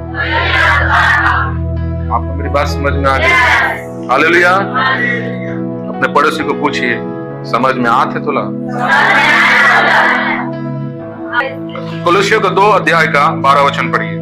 और उसी के साथ बपतिस्मा में गाड़े गए और उसी में परमेश्वर की सामर्थ पर विश्वास करके जिसने उसको मरे हुओं में से जिलाया, उसके साथ जी भी उठे। यहाँ पर पौलुस जो है बपतिस्मा के बारे में बात कर रहा है। किसके बारे में बात कर रहा है? बपतिस्मा के बारे में। जो लोग बपतिस्मा नहीं लेते हैं, पहला अभी आपने देखा, हृदय में विश्वास करना, मुंह से स्वीकार करना, ये पहला विषय है उद्धार के लिए, मरे हुए में से जी उठने के लिए। आप लोग सच में जी उठना चाहते हैं? अगर प्रभु आने से पहले आप खत्म हो जाए दुनिया में, तो जब वो आए तो आप उठाए जाना चाहते हैं कि आपको कीड़ा खाता रहे, आपका जीवन खत्म हो जाए, नरक में आपका आंख खोले? अगर आप सच में उसके राज्य में अपने आप को पहुंचते हुए देखना चाहते हैं, पहला होता है यीशु का स्वीकार हमेशा करना है। अपने हृदय में हमेशा उस व्यक्ति को जानना और मानना है आपको। हालेलुया। कोई कुछ भी बोले, आपको उस पर पूरी तरह यकीन होना चाहिए कि वो इस दुनिया में था। हालेलुया। दूसरा बात पौलुस कहता है बपतिस्मा के बारे में, जो लोग पानी का बपतिस्मा लेते हैं वो लोग उसमें गाड़े जाते हैं और उसमें जिलाए जाते हैं। हालेलुया। यानी जब तक आपका बपतिस्मा नहीं हुआ, आप पुनरुत्थान की आशा नहीं कर सकते, आप जिलाए जाने की आशा कभी नहीं कर सकते। आप ये बात समझ गए? तो दूसरा होता है बपतिस्मा लेना। बपतिस्मा का मतलब होता है यीशु को स्वीकार करना। मैं बीते दिनों में आपको बपतिस्मा के बारे में सिखाया था। जब लोग मन फिराव का बपतिस्मा लेते हैं, उनका पाप क्षमा होता है। जो नहीं लेते उनका पाप क्षमा नहीं होता है। जब तक आपका बपतिस्मा नहीं हुआ, आप यीशु को अपना उद्धारकर्ता ग्रहण नहीं किए हैं। यीशु खुद आया बपतिस्मा लेने के लिए यूहन्ना के पास। आप यीशु से बड़ा नहीं हो। रोमियो का 6 अध्याय निकालिए। मैं इन चीजों के बारे में ज्यादा नहीं बोलूंगा। आपको अगर इस चीजों को सुनना है तो आप वापस फेसबुक में जाइए और जब पिछली, तो आप उन जगह पर सुनकर फेसबुक से जो है उस चीजों को सीख सकते हैं। रोमियो का 6 अध्याय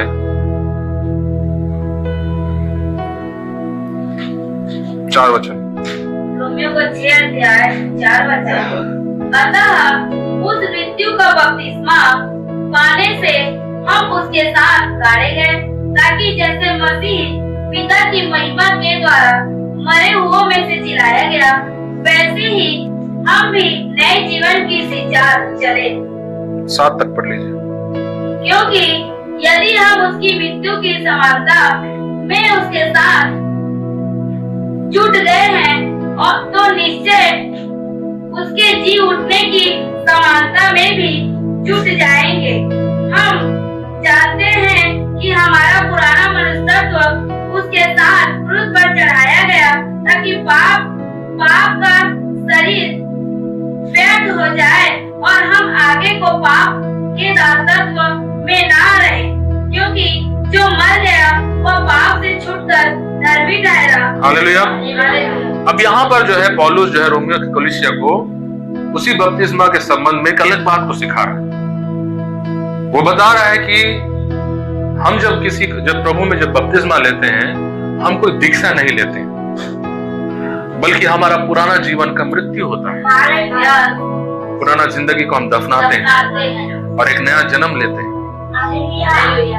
और पौलुस कहता है रोमियो की कलीसिया को कि अगर हम उसके साथ सच में मरेंगे तो हम उसके साथ सच में जिलाए भी जाएंगे। हम यदि मरेंगे तो हम तभी जाकर जी उठ पाएंगे। इसका मतलब क्या है? आपने जो कोलोसियों में देखा, मरने को पौलुस जो है वो बपतिस्मा के साथ जोड़ता है, लेकिन रोमियो की पत्री में यहाँ पर वो मृत्यु को बपतिस्मा से एक कदम आगे बढ़कर वो कुछ और बातों को बताने की कोशिश कर रहा है। मेरी बात आप सुन रहे हैं? कोलोसियों में पौलुस, दोनों पत्रियों को पौलुस ने लिखा, कोलोसियों को भी लिखा और रोमियो को भी लिखा। कोलोसियों की पत्रिका में पौलुस जो है मृत्यु को बपतिस्मा के साथ जोड़ता है, लेकिन रोमियो की पत्री में वो मृत्यु को बपतिस्मा के साथ साथ उससे और 2 कदम आगे कुछ और बातों को वो जोड़ रहा है। वो बातें क्या है? जब पौलुस कह रहा है तुम उसके साथ मरोगे, दफनाए जाओगे, उसकी मृत्यु की समानता में जब होगे तो उसके पुनरुत्थान की समानता को भी तुम पाओगे। लेकिन वो जो मृत्यु की जो समानता को पाने के लिए जो बोल रहा है, क्या वो सिर्फ बपतिस्मा है? नहीं, वो 11 वचन से लिखा है, पढ़िए किस बारे में बात कर रहा था। ऐसे ही तुम भी अपने आप को पाप के लिए तो मरा, परंतु परमेश्वर के लिए मसीह यीशु में जीवित समझो। हालेलुया। किसके लिए मरा हुआ? पाप के लिए। अपने आप को पाप के लिए क्या करो? मरा हुआ समझो और प्रभु के लिए हमेशा अपने आप को जीवित रखो। आपको समझ में आ गया? यहाँ पर वो सिर्फ बपतिस्मा के बारे में बात नहीं कर रहा है, वो बपतिस्मा से आगे बढ़कर आपके जीवन के बारे में बात कर रहे हैं। प्रभु में आने के बाद भी अगर आप वही पुराना जीवन में जी रहे हैं, अभी भी वो नशे आपके जीवन में है, अभी भी वो झूठ बोलना, वो ठगना, वो गाली बकना, अभी भी सारी गंदगी आपके जीवन में है, आप पुनरुत्थान की समानता को कभी नहीं पाओगे। मेरी बात आपको नहीं समझ में आई? जब हम उसकी मृत्यु की समानता को प्राप्त करें, यानी हम भी मरे। एक मरना होता है बपतिस्मा लेना, लेकिन एक और मरना होता है हमारा स्वभाव का मरना। 2 तरह का मरना होता है। कोलोसियों में जो पौलुस मरने के बारे में बोल रहा है वो बपतिस्मा के बारे में बोल रहा है। रोमियो में जो बोल रहा है वो हमारा पुराना पाप का स्वभाव को मारने के बारे में बोल रहा है। वो पुराना व्यक्ति जो आप हैं वो मरना है, जो प्रभु में आने से पहले जो व्यक्ति था, वो कैसा व्यक्ति था? प्रभु में आने से पहले गाली बकता था, नशा करता था, पाप में जीवन जीता था, अभिलाषाओं में चूर था। अभी प्रभु में आने के बाद वो पुराना जीवन नहीं दिखना है, वो मर चुका होना चाहिए। अगर वो जीवन अभी भी जिंदा है, अभी भी वो पुराना जीवन जी रहा है, अभी भी आप नशा करते हैं, अभी भी गाली बकते हैं, अभी भी वो सारे काम करते हैं, तो आप मरे नहीं हैं। आप क्या नहीं है? पुराना जीवन आपका मरा अभी तक नहीं है, तो आप मरे नहीं तो जिलाएंगे कैसे? मरे हुए जिलाए जाते हैं। आपको मेरी बात समझ में आई? जो मरेगा वो ही जिलाया जाएगा। अपने पड़ोसी को बोलिए, आपको जी उठने के लिए, बोलिए अपने पड़ोसी को, आपको जी उठने के लिए मरना पड़ेगा। आपको आगे समझ में? यीशु के साथ मृत्यु की समानता को पहले हम पाए। जैसे वो क्रूस पर मरा, हमको भी अपने क्रूस पर मरना है। हमको भी पाप का देह क्रूस पर चढ़ाना है। जैसे यीशु अपना पाप का देह को चढ़ाया, हमारा सारा पाप वो अपने देह पर लिया और उस देह को क्रूस पर चढ़ाया। लेकिन जब वो जी उठा, वो देह उसके पास नहीं था, उसके पास अलग देह था। हालेलुया। तो हमारा पाप का देह को भी हमको क्रूस पर, अपने पड़ोसी को बोला, अपने पाप के देह को चढ़ाओ क्रूस पर। पौलुस बोलता है मैं हर दिन मरता हूँ। कैथरीन कुलमान कहती थी मैं हजारों मौतें मरती हूँ हर दिन। आपको मरना पड़ेगा, ना चाहते हुए भी आपको वो काम करना पड़ता है प्रभु को खुश रखने के लिए। ना चाहते हुए आप उन जगहों पर जाना पड़ता है क्योंकि ताकि प्रभु आपसे प्रसन्न रह सके। ये होता है अपने आप को मारना, हर दिन मरते रहना। हालेलुया। आप बदला ले सकते हैं लेकिन नहीं लेते हैं ताकि प्रभु नाराज मत हो जाए, ताकि पवित्र आत्मा शोकित मत हो जाए। आपका जी करता है कि आप नशा पान करें, दारू पिए, सिगरेट पिए, गुड़ाखू रगड़ें, लेकिन आप उस व्यक्ति को देखते हो जो आपके अंदर रहता है और आप उसको दुखी नहीं करना चाहते हैं क्योंकि वो आपका सब कुछ है, वो आपका जीवन है। हालेलुया। और आप उसको देख करके नशा को अपना गुड बाय बोल देते हो। ये आसान नहीं होता है। ये आपका शरीर जो है तड़पता रहता है क्योंकि आप बहुत साल तक उस नशे में जिए। लेकिन यीशु के लिए जब आप तड़पते हो, आप आशीष पाते हो। हालेलुया। आपको मेरी बात समझ में आ गई? तो जब आप अपने आप को मारोगे, ये होता है मारना अपने आप को, तो आप जी भी उठोगे। हालेलुया। हमने बहुत आनंद मनाया कि यीशु मसीह जी उठा, चाबियां ले लिया, कलीसिया के ऊपर अधिकार नहीं अंधकार का। ये सारी जो आनंद है ये इन शर्तों पर है, ये उन लोगों के लिए आनंद है। अभी तक आप सब कोई आनंद मनाते रहे, लेकिन अब हर कोई आनंद नहीं मना पाएगा। अब वही लोग आनंद मना पाएंगे जिन्होंने अपने आप को क्रूस पर चढ़ाया है। हालेलुया। अब वही लोग उस चाबी को देखकर आनंद मनाएंगे जिन्होंने अपने आप को क्रूस पर चढ़ाया है। अब वही लोग बीमारी को देख करके उसको ठट्टा उड़ाएंगे जिन्होंने अपने आप को क्रूस पर चढ़ाया है। अगर अपने आप को आपने नहीं मारा तो जब आपके जीवन में बीमारी आएगी, अंधकार के काम होंगे, आप कभी मत बोलना कि मेरे सामने झुको। वो नहीं झुकेगा, आपको झुकना पड़ेगा। आप पुनरुत्थान के सामर्थ को देख नहीं पाएंगे क्योंकि आप अभी तक मरे नहीं। कैथरीन कुलमैन हमेशा बोलती थी आपको मरना पड़ेगा, आपको मरना। वो हमेशा सिखाती थी लोगों को आपको मरना पड़ेगा, आपको मरना पड़ेगा। और पास्टर बेनिन एक बार बता रहे थे, मैं एक छोटा सा लड़का था, उसकी मीटिंग में बैठा था पहली बार, और उसकी इस बातों को जब मैं सुना, आपको मरना पड़ेगा, आपको मरना पड़ेगा, मैं घर में आया, दरवाजे बंद करके रूम में बैठा और बोला प्रभु मुझे मार दे।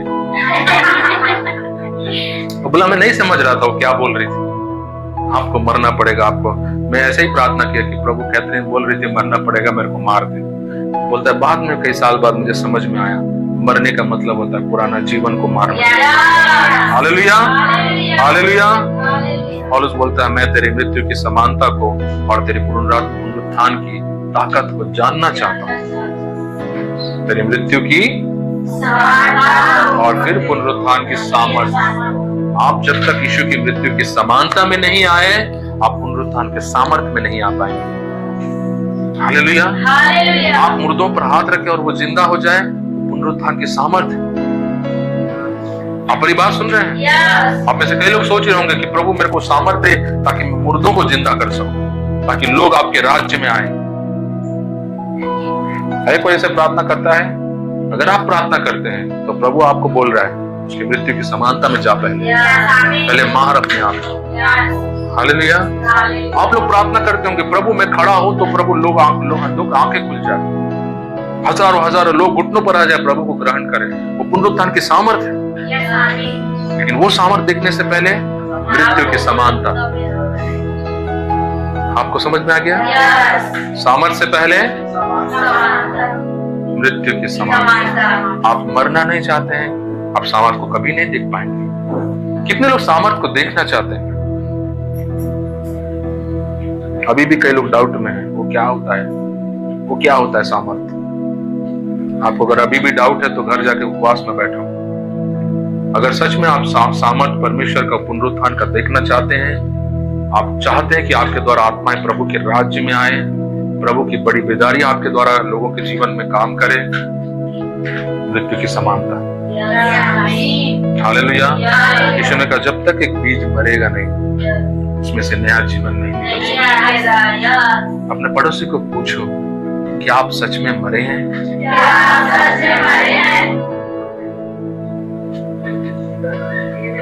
एक बार फिर से पूछिए। आपको पता है, सुनिए सुनिए सुनिए, यीशु मसीह जब जी उठा ना, ध्यान से सुन रहे हैं आप? यीशु मसीह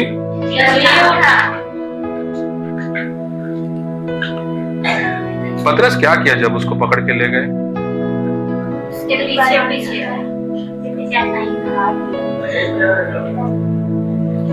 क्या किया पतरस ने जब यीशु मसीह को पकड़ लिया गया? इनकार।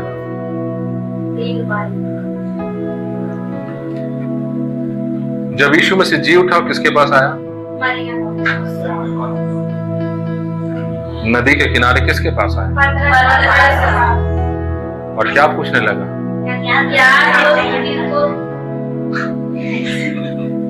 क्या पूछने लगा? क्या तू मुझे इन सारी चीजों से बढ़कर प्रेम करता है? पतरस क्या किया? एक मिनट मेरे को सोचने दो। ऐसा बोला? क्या बोला? क्या बोला वो? तुरंत हाँ प्रभु मैं प्यार करता हूं बोला आपसे। वो अपना जीवन देखा तक नहीं, वो सवाल को सुना और फट से जवाब दे दिया। भैया तू 3 दिन पहले बोल रहा था मैं इसको नहीं जानता, और तू बोल रहा मैं प्रेम करता हूं। पतरस जैसे विश्वासी लोग बहुत फट से बोल देंगे। सोचो आप क्या बोल रहे हो, क्या सच में आप मरे हैं? उत्तर देने से पहले अपना जीवन को देखो, फ्लैशबैक में जाओ, रोज देखो अपना जीवन आप कैसे जी रहे हैं। प्रार्थना जीवन कितना है आपका? कितने घंटे प्रार्थना करते हैं? 3 घंटे प्रार्थना करने वाले हाथ उठाइए हर दिन।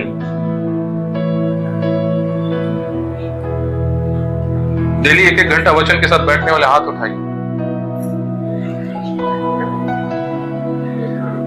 अक्सर लोगों को सुसमाचार सुनाने वाले हाथ उठाइए।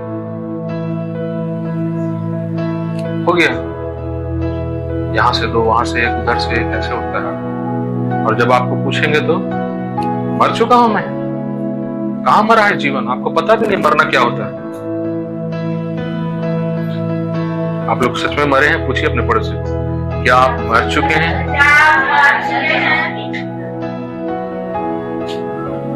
मैं उत्तर देने नहीं बोल रहा हूं, हाँ ना, सवाल बस पूछने बोल रहा हूं। ये सवाल आपसे इसलिए पूछा जा रहा है ताकि आप एक बार अपने जीवन को टटोलें, आप वापस जाएं अपने जिंदगी के उन पिछले दिनों में और देखें आपका हर दिन दैनिक जीवन को कि आप प्रभु के साथ कैसे चल रहे हैं।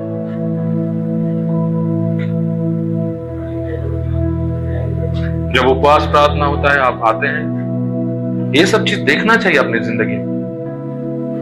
आप बाहर निकलते लोगों की भीड़ के बीच में आप अवसर ढूंढते हैं सुसमाचार किसी को बताने के लिए कि आप भी अन्य जातियों के समान कहाँ आइसक्रीम है, कहाँ गुपचुप है, कहाँ चाट है, ये ढूंढते रहते हैं। मेरी बात आप समझ रहे हैं? आप नहीं मरे।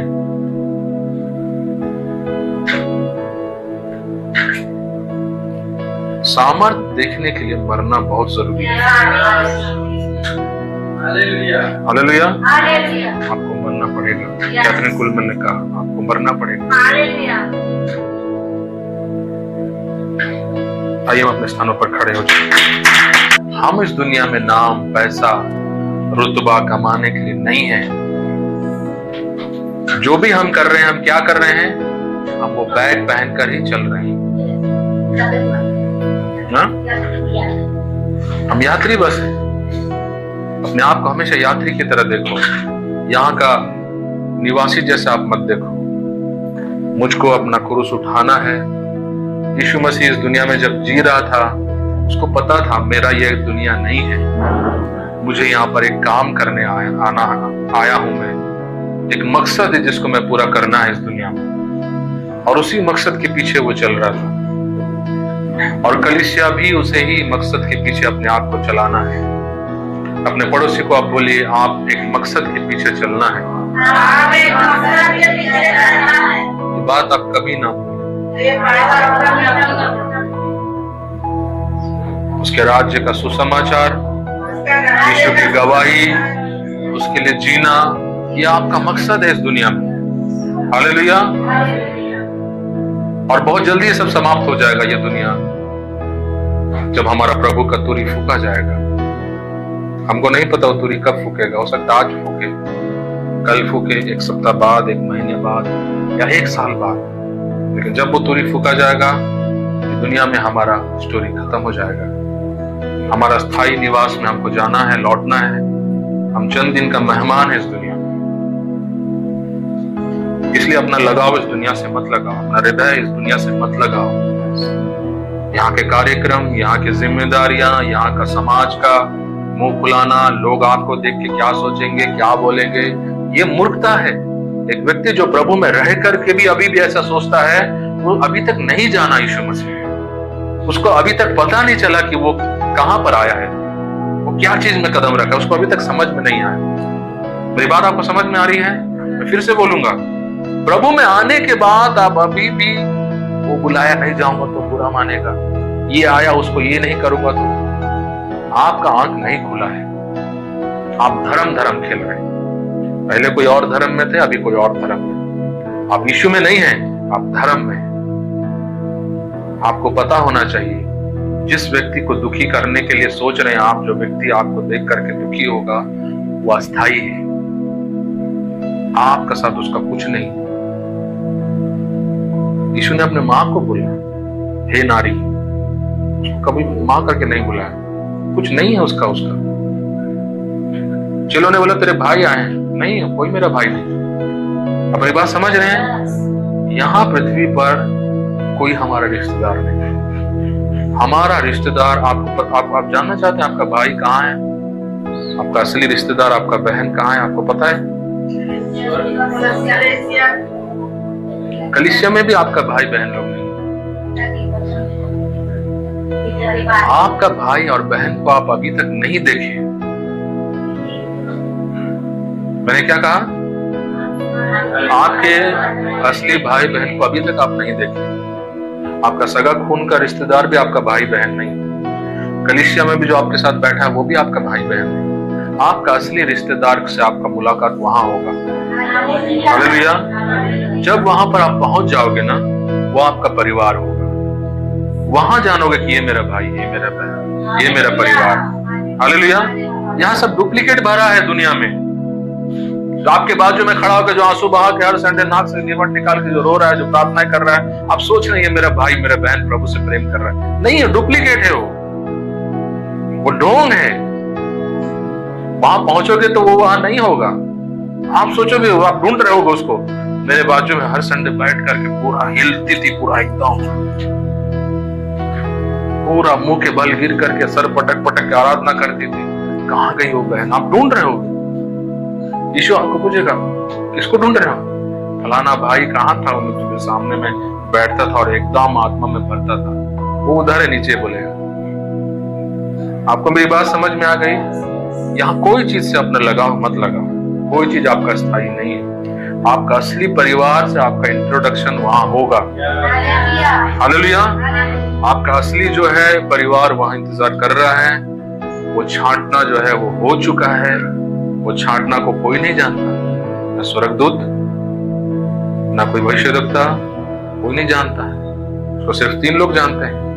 वो परिवार, वो फैमिली का नाम सिर्फ 3 लोग ही जानते हैं। आप समझ गए मेरी बात? जिस परिवार को परमेश्वर ने बनाया, उस परिवार में किन किन सदस्यों का नाम है, उसको सिर्फ पिता, पुत्र, पवित्र आत्मा जानते हैं। हम लोग कोई नहीं जानते, लेकिन जिसका नाम लिखा है वही लोग परिवार है। हालेलुया। क्या आप उस परिवार का सदस्य हैं? अगर आप सच में मरे हैं तो वो सदस्य आप होंगे वहां के।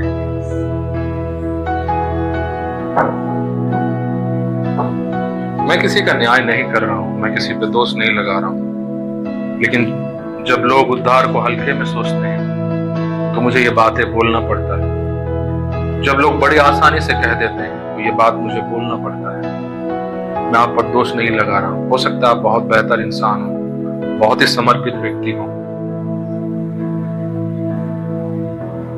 लेकिन अपने जीवन को एक बार चेक जरूर करिए कि मैं प्रभु के साथ कैसे चल रहा हूँ। आइए हम प्रभु को धन्यवाद दें।